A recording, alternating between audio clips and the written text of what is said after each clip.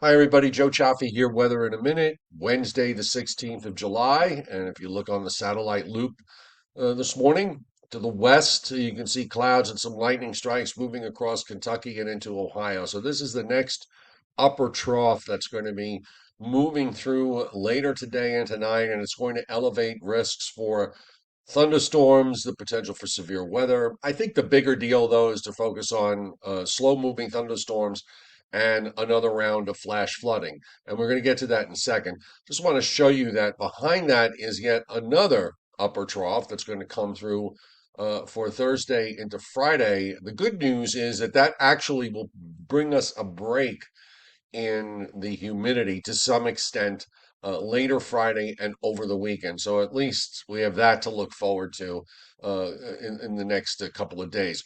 Radars this morning are pretty quiet, although you can see those storms in Ohio down into Kentucky. So we'll see how they develop today across Pennsylvania, down into Maryland and West Virginia. I think that's, and also into areas in western New Jersey. We do have some flood watches up for some of the counties in northern New Jersey.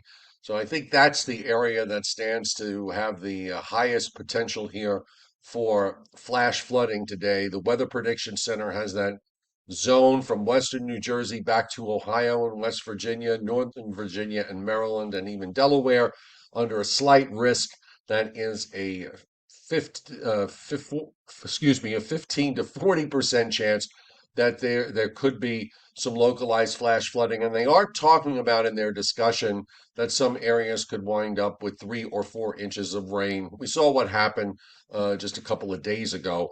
The bigger question for areas to the east, marginal risk extends to Long Island. So this is going to be another one of those tricky situations.